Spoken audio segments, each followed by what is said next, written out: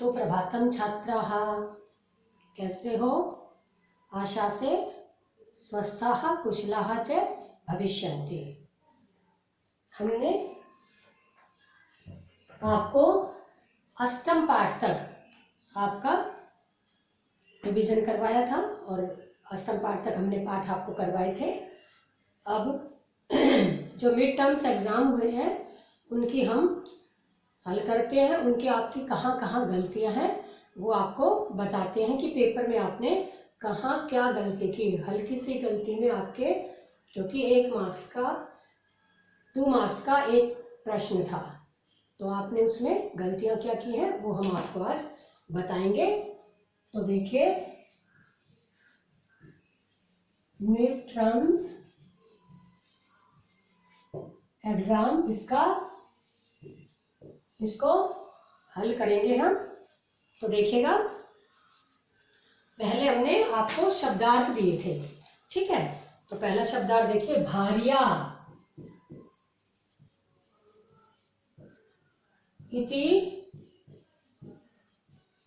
पदस्य अर्थ है, यानी इस पद का क्या अर्थ है। तो इसमें था पति, भाई, पत्नी, बहन। तो भार्या, भार्या क्या होती है? वैसे हिंदी का शब्द है ये बेटा, तो आप हिंदी में जब आप करोगे आपको पता है भार्या मानी पत्नी, तो भार्या का अर्थ होता है पत्नी। ये सही था, ठीक है।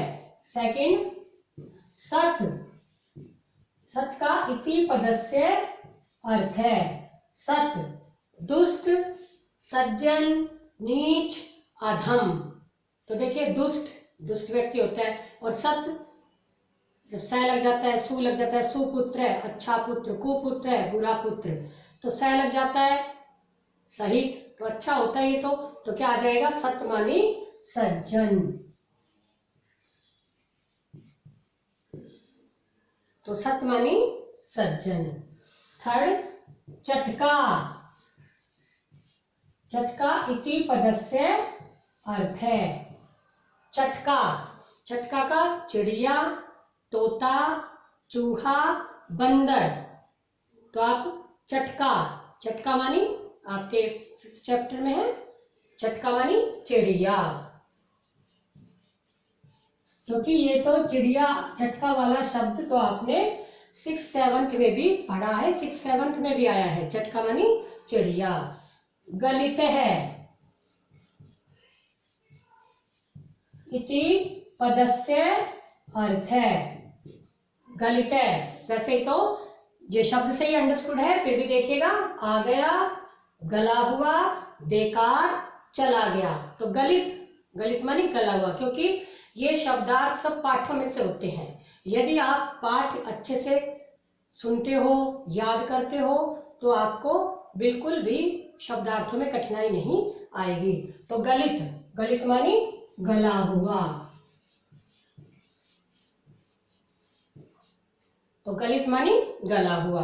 फिफ्थ देखिए, प्रासाद है, प्रसाद इति शब्दस्य अर्थ है प्रसाद, प्रसाद मानी घर, मकान, महल या भवन।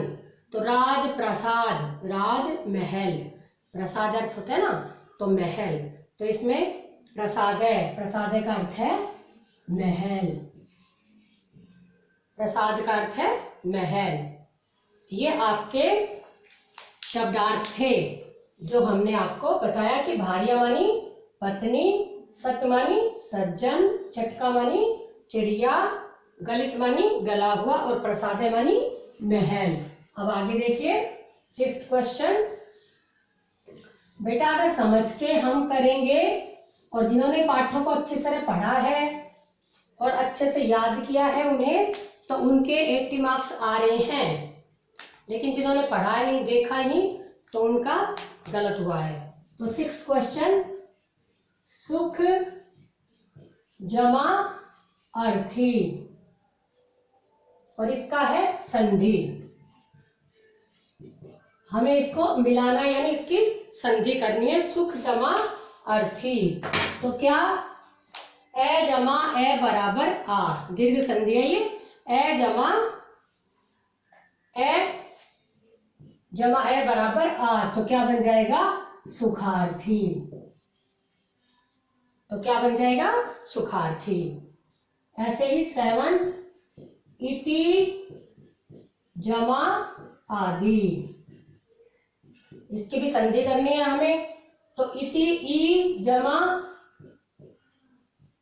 आ या ए या आ, तो उसका हो जाता है यण संधि है। ये क्या संधि है? यण। तो यण में से य रे ले वे ये बचते हैं, तो इसमें क्या बचेगा? य। अगर ई के बाद कोई भी ए या आ हो तो उसको, या कोई भी इससे भिन्न स्वर हो तो ई को यह हो जाता है, तो क्या बन जाएगा? इत्यादि। इसमें दिया हुआ था इत्यादि, इत्यादि, इति आदि और इत्यादि में दी बड़ी, लेकिन हमारे पास यहाँ दी छोटी है तो दी छोटी ही आएगा। ठीक है, तो ये आपको ध्यान रखना है। महोत्सव, इसमें संधि छेद करना है हमें। इसमें हमें संधि छेद बतानी है। तो संधि छेद में महो जमा सवे, महाजमा सवे और महाजमा उत्सव और मह जमा उत्सव। तो यहाँ क्या आएगा? महोत्सव ए महा जमा उत्सव। देखो आ और उ, ए या आ के बाद, कि ए या आ के बाद यदि उ हो, उ या उ हो तो उसे ओ आदेश हो जाता है, गुण संधि है ये। तो महाजमा उत्सव बनेगा। नामभय, इसमें भी हमें क्या करना है? संधि छेद करनी है। नामभय वही है, तो इसमें था ना जमा अम्भय, न जमा अम्भय, ना जमा भय और न जमा अम्भय। तो देखिए ये ना क्या हो रहा है? आ हो रहा है, दीर्घ संधि है ये। तो क्या बन जाएगा? ना तो होता ही नहीं, ना कभी भी नहीं होता। न जमा अम्ब, अम्ब मानी जल होता है, आपको पता है, अम्बे नहीं होता। तो ये आएगा न जमा अम्भय, यानी ए जमा ए बराबर आ, तो बना ना। ठीक है, तो ये ध्यान रखना है आपको। अम्भय शब्द नहीं होता, अम्भय शब्द होता है, हमने पाठ में पढ़ा है अम्भय। ठीक है, तो ये ध्यान रखना है आपको।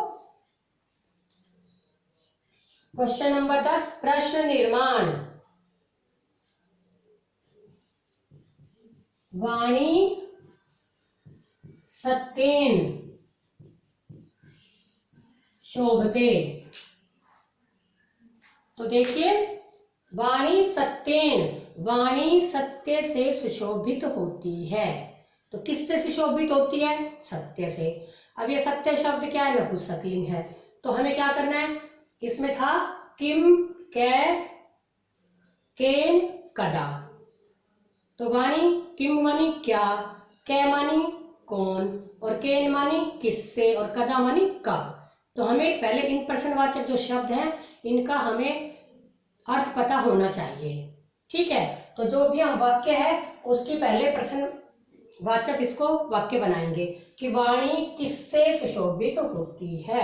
अब आप प्रश्न निर्माण में देखिए किससे का क्या अर्थ है? केन। तो यहाँ क्या आ जाएगा? केन।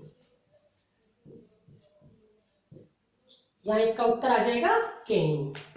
आगे देखिए, चटका अन्नम आनयति।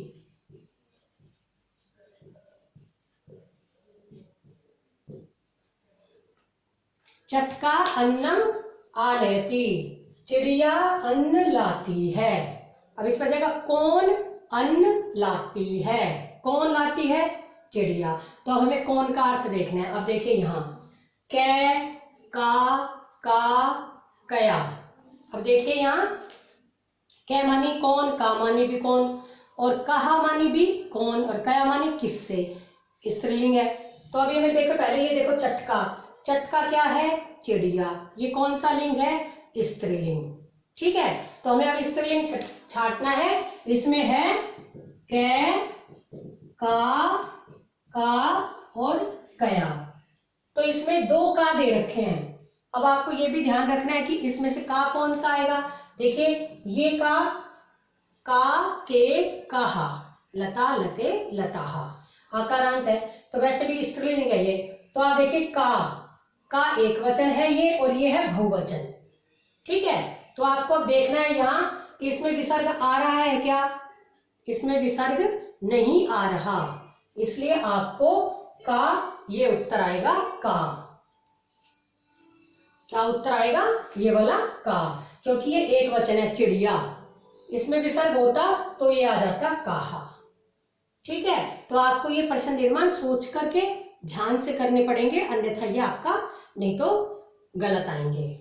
ठीक है, 12 क्वेश्चन। सुखार्थी विद्याम त्यजेत। सुखार्थी को विद्या को छोड़ देना, सुख चाहने वाले को विद्या को छोड़ देना चाहिए। तो इसमें था का, काम, किम, केन। का, काम, किम, केन। अब देखिए विद्याम, पहले तो विद्याम शब्द आप देखो क्या है। विद्याम शब्द स्त्रीलिंग है या पुल्लिंग है, पहले तो ये देखिए। तो क्या है, स्त्रीलिंग है विद्याम। तो आप देखिए यहाँ द्वितीय का एक वचन है, विद्या, विद्ये, विद्याहा, विद्याम द्वितीय है, तो द्वितीय का एक वचन ही आएगा, का, के, का, काम। तो यहाँ देखिए आप, मैं किस में लग रहा है, यहाँ विद्याम है, तो यहाँ भी काम, तो यहाँ आ जाएगा काम। इसका उत्तर होगा काम। तो इसका उत्तर होगा काम। अब देखिए 13वां प्रश्न। तो यदि आप इनको प्रश्न निर्माण को अगर पहले इसका प्रश्न बनाओ, फिर उसका प्रश्नवाचक शब्द देखो कि इसकी हिंदी क्या होती है, तो आपका सही आएगा, अन्यथा आपका गलत। क्योंकि आप अगर अपने मन की मर्जी से जोड़ोगे तो फिर आपका ये गलत हो जाएगा। ठीक है, 13वां प्रश्न। प्रश्न उत्तर है फकरे कुत्र एवसत। मगरमच्छ कहाँ रहता था। तो मगरमच्छ होता है। अगर मगरमच्छ कहाँ रहता है, वने, वृक्षे, नद्याम, भवने। भवन में रह नहीं सकता, नदी में भी नहीं रहता, वन में भी नहीं रहता, सॉरी वृक्ष पर भी नहीं रहता, वन में भी नहीं रहता। कहाँ रहता है, नद्याम। कहाँ रहता है, नदी में। दलस्य नेता कै आसीत। दलस्य नेता कै आसीत। दल का नेता कौन था। कौन था, सिंह था, श्वेत गज था, वानर है और माता। तो सिंह तो पूरा पशुओं का राजा होता है, पूरा जंगल का वनस्य राजा होता है। श्वेत गज और वानर भी राजा नहीं था, माता भी नहीं, तो बचा क्या, श्वेत गज। यानी दल का नेता कौन था, क्योंकि आपने अगर पाठ पढ़ा है तो आपको ध्यान आ जाएगा कि श्वेत गज है, दल का नेता था। क्योंकि आपको देखो ये पाठ में से ही आ रहे हैं। अगर आपको पाठ, अगर आपने ढंग से किए हैं पाठों को, तो आपको बिल्कुल उत्तर देने में कठिनाई नहीं आएगी, जबकि 4 ऑप्शन हमने दिए हुए हैं। अगर वैसे ध्यान नहीं आता तो कोई बात नहीं, लेकिन जब ऑप्शन दिए हुए और आपको ध्यान हो पाठ, और आपको मैंने रिवीजन भी करवाया था 8वीं पाठ तक का, फिर भी आपने ध्यान नहीं दिया और आपका गलत आ गया। माता शिशून किम खादयति। माता बच्चे को क्या खिलाती है। माता बच्चे को क्या खिलाती है, भोजनम, दुग्धम, जलम, अन्नम। अब देखिए दुग्धम दूध होता है, दूध तो खिलाया नहीं जाता, पिलाया जाता है। जलम, जल भी पिलाया जाता है। अन्नम, अन्न खिलाती है लेकिन उसका क्या बनाते हैं, भोजन। तो यहाँ क्या आ जाएगा, भोजनम।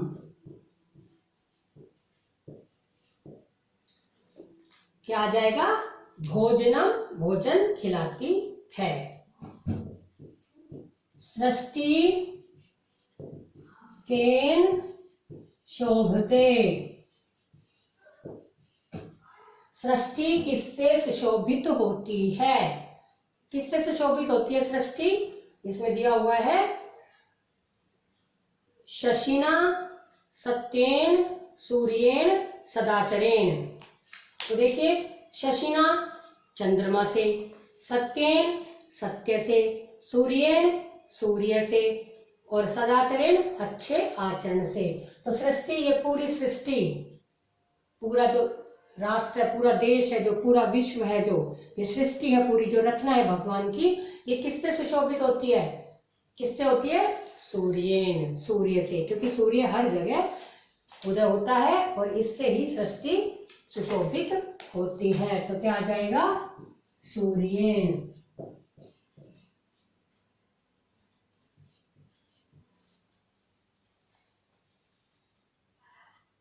अब देखिए पर्यायवाची शब्द, संसारस्य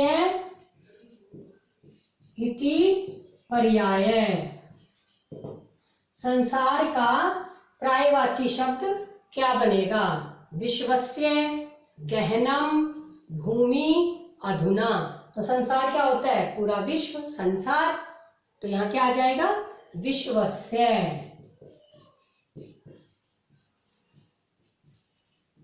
यहाँ क्या आ जाएगा, विश्वस्य। वसुधा इति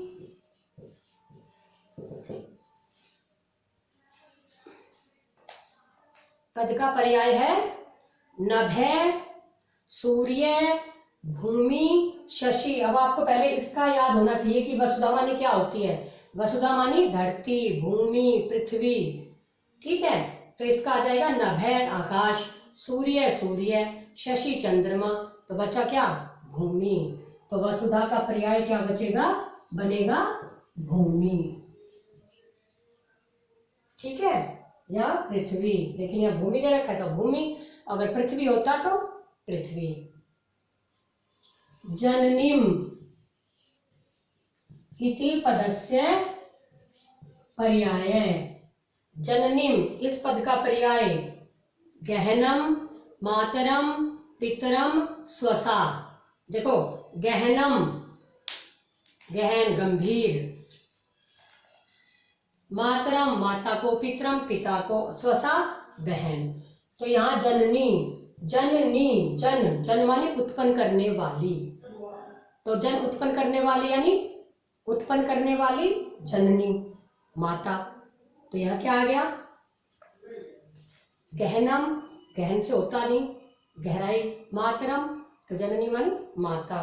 तो यहाँ क्या आ जाएगा, मातरम। यहाँ क्या आ जाएगा, मातरम। जननी का पर्याय मातरम। अब हमें निच प्रत्यय लगाना है, वद जमा निच। निच प्रत्यय में आपको बताया था मैंने, प्रेरणा देना। जब निच प्रत्यय लग जाता है तो वद मानी वदती, वदती मानी कहता है, और वाद्यति कहलाता है। पठती, पाठयति, पठती पढ़ता है, और पाठयति पढ़ाता है, तो पाठ्य। तो ये निच प्रत्यय प्रेरणा देना किसी को, प्रेरणार्थक अर्थ में आता है कि प्रेरणा देना। तो इसमें क्या आ जाएगा, वद जमा निच है, वद, वदी, वाद्य, वाद। तो इसमें क्या लगता है, निच में यह लग जाता है। तो यहाँ क्या आ जाएगा, वाद्य, ठीक है। तो ये आपको ध्यान रखना, वाद्य। ऐसे ही पठ जमा निच प्रत्यय, तो पाठ, पाठ्य, पठ्य, तो पठ, तो वो यह पाठयति पढ़ाता है। पठती मानी तो पढ़ता है, और पाठयति मानी पढ़ाता है। तो यहाँ क्या आ जाएगा, पाठ्य।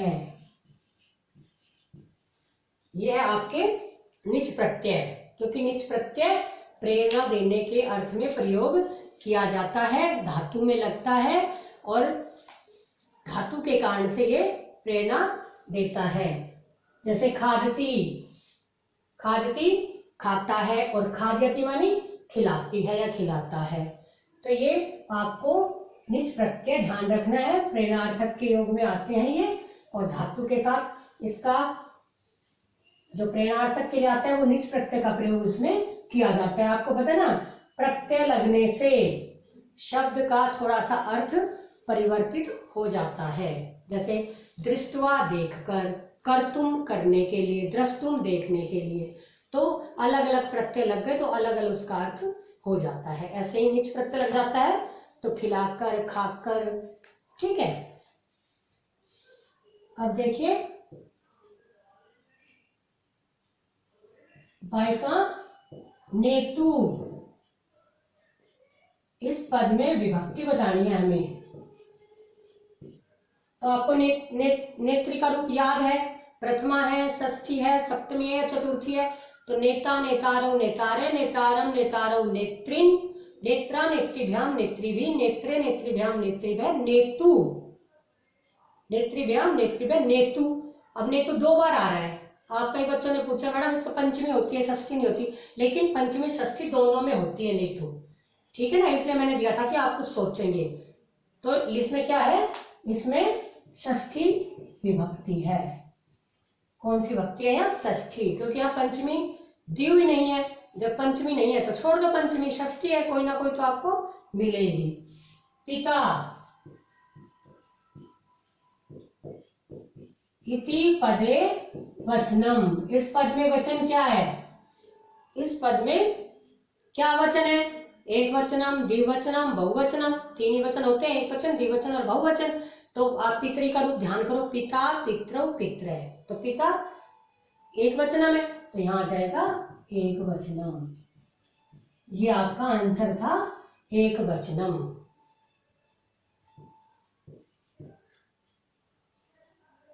कृत्वा, इति पदे, इस पद में प्रत्यय है तुमुन, कत, कत्वा, लय। कभी भी जब हम प्रत्यय छाटेंगे तो आप उसके पीछे देखो क्या बच रहा है, यहां बच रहा है त्वा। तो त्वा किस में आता है, देखो आप, तुमुन, तुम बसता है, तुमुन में, कत में तय बसता है, लय में यह बसता है, तो कत्वा।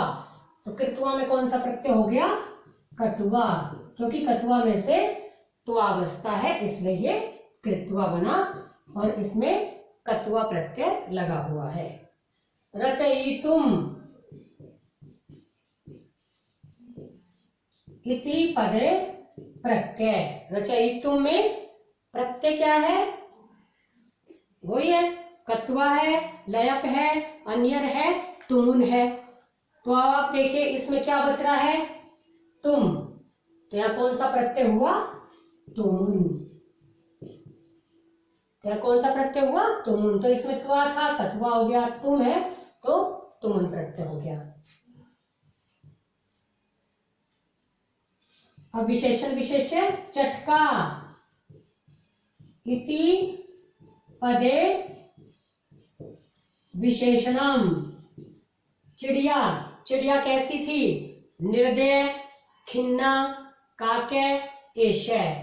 तो निर्दय, खिन्ना, क्योंकि ये स्त्रीलिंग है तो जो इसका विशेषण आएगा वो भी स्त्रीलिंग होगा, आ लगा हुआ होगा, उसमें ध्यान रखना।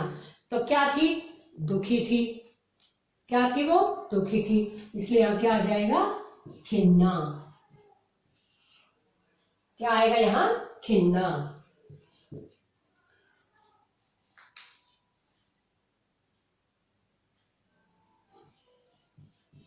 काके, इति पदे विशेषण। खिन्ना, दृढ़तरम, एषा, काके।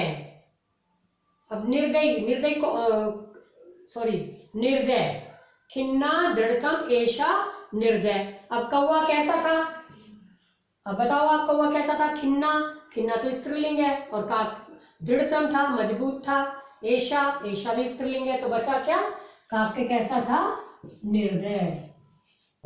यानी निर्दयी था।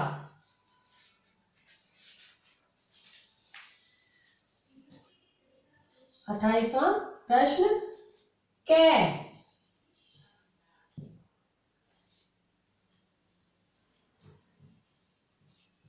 कै इति वर्णस्य उच्चारण स्थान। इसका उच्चारण स्थान क्या है? कंठ, तालु, मूर्धा, ओष्ठ। अब देखिए मैंने आपको बताया था कै खे गे घैण कंठ, चे छे जे झे ये तालु, टे ठे डे, क्योंकि हमारी जिह्वा जिससे स्पर्श करती है वो उसका उच्चारण स्थान होता है। ठीक है, तो कंठ से आवाज आ रही है कै खे गे घे अण। और तालु दांत से हल्का सा ऊपर होता है तालु। चे छे, आप देखिए आपकी जिह्वा दांत से हल्का सा ऊपर जा रही है, चे छे जे झे ने। और टे टमाटर, टे ठे डे, जब जिह्वा मुख के सबसे ऊपर भाग पर जाए, टे ठे आप बोलो टे ठे डे ढेणे, तो जिह्वा ऊपर ऊपर स्पर्श कर रही है, मूर्धा। मूर्धा मानी सबसे ऊपर, जो शरीर का भाग है हमारा ये मूर्धा है यानी सिर है, तो ऐसे मुख का सबसे ऊपर ऊपर भाग है वो मूर्धा कहलाता है। तो जब हम बोल रहे हैं उच्चारण कर रहे हैं तो जिह्वा ऊपर ऊपर जाए तो मूर्धा। ते थे दे धैने, आप देखिए जिह्वा दंत से स्पर्श कर रही है इसलिए ते थे दे धैने दंत से बोली जाता है। पे फे दोनों होठ हमारे मिल रहे हैं तो ये ओष्ठ है। तो इसलिए कै इति वर्ण उच्चारण स्थान क्या है इसका? कै। कै कहां से बोला जा रहा है? कंठ से, तो ये हो जाएगा कंठ। फिर है पै इति वर्णस्य उच्चारण स्थान, ओष्ठौ तालु कंठ दंत। आप बोल के देखिए पै, पै दोनों होठ मिल रहे हैं तो क्या हो जाएगा? ओष्ठौ। ठीक है, ये आपके उच्चारण स्थान थे।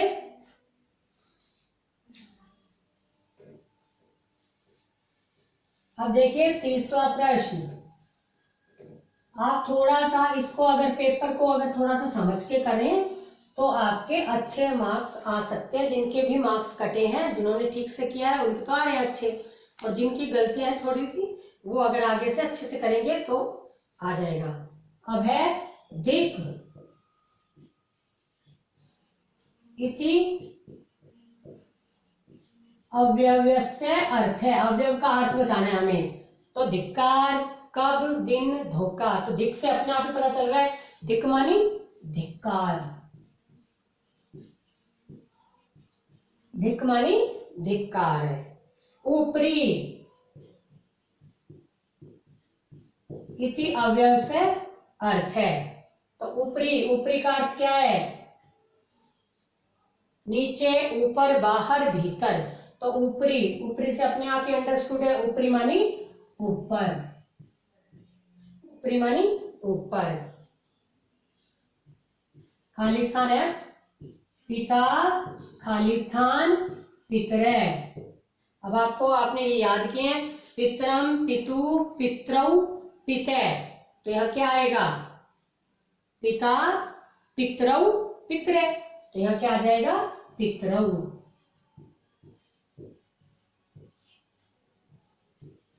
तो यहां क्या आएगा?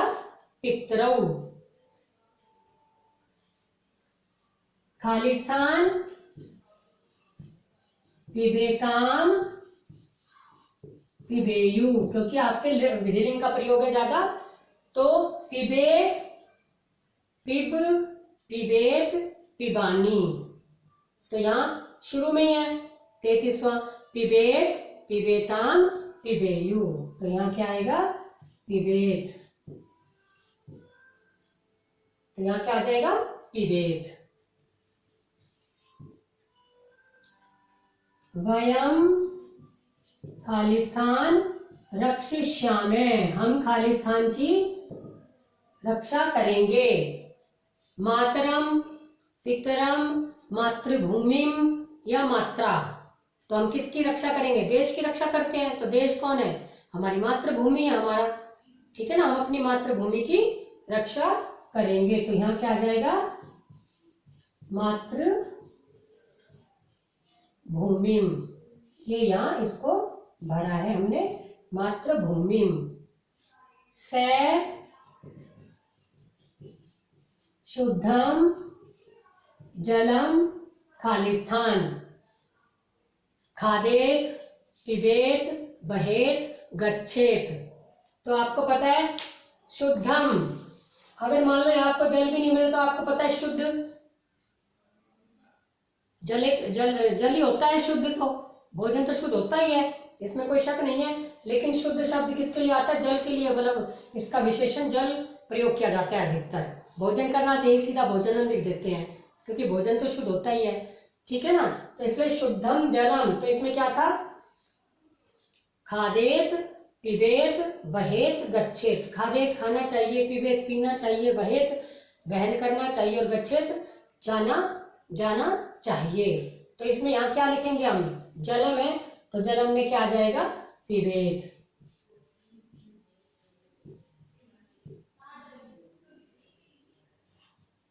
यहाँ क्या आ जाएगा? पिबेत। तो ये आपका जो खालिस्तान थे,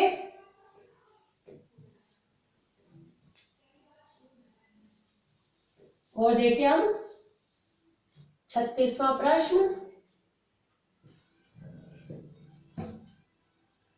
वयम स्वस्थः खालिस्थान। अब वयम के साथ आपको सोचना चाहिए था भवेयम भवेव भवेम, तो इसमें था भवेत भवे भवेम भवेयम। तो आपको वयम के साथ मैंने आपको बताया था सैतौते के साथ प्रथम पुरुष, त्वम युवाम यूयम के साथ मध्यम पुरुष और अहम आवाम वयम के साथ उत्तम पुरुष का प्रयोग होता है। तो यहाँ वयम में देखो यहाँ उत्तम पुरुष क्या है? आप भवेत भवेताम भवेयु भवे भवेतम भवेत भवेयम भवेव भवेम। तो यहाँ उत्तम पुरुष आ रहा है। पहली लाइन होती है प्रथम पुरुष की, सेकंड लाइन होती है मध्यम पुरुष की और थर्ड लाइन होती है उत्तम पुरुष की। तो भवेयम भवेव भवेम, तो यहाँ वयम के साथ हमें क्या आना था? क्या लिखना था? भवेम। तो बेटा इसमें भवेम आएगा। नीडेन खालिस्थान नीडई, ये हमें भरना था रामेन रामाभ्याम रामई, देवेन देवाभ्याम देवई। तो आपको देखो नीराए नीराभ्याम नीड नीराम, देखो जहां नीडई नीरेभ्य आ जाए तो वहां बीच में हमेशा द्विवचन में क्या आएगा? नीडाभ्याम। तो यहाँ आएगा नीडाभ्याम।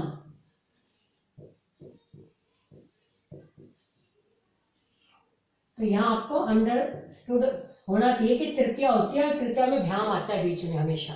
कोई भी रूप हो, आप कोई भी रूप याद कर लो, नेत्रीभ्याम, पितृभ्याम, शशिभ्याम, हमेशा इसमें आएगा राजभ्याम, ठीक है। तो आपको ध्यान रखना है। शशि खालिस्थान शशि ने, शशि का रूप आपको याद करवाया था, आप बोलो शशि शशिम शशिनौ शशिहि। तो यहाँ क्या आएगा? शशि शशिनौ, तो यहाँ क्या आएगा? शशिनौ। वेद व्यासः महाभारतस्य खालिस्थान, वेद व्यास महाभारत के खालिस्थान है। रचेता रचेतम रचेय रचयिता, तो क्या है? रचेता है, रचना करने वाले। आपको पता है ना कि वाल्मीकि ने तो रामायण लिखी थी और वेद व्यास जी ने महाभारत लिखा था। तो रचयिता क्या बन जाएगा यहाँ? रचयिता।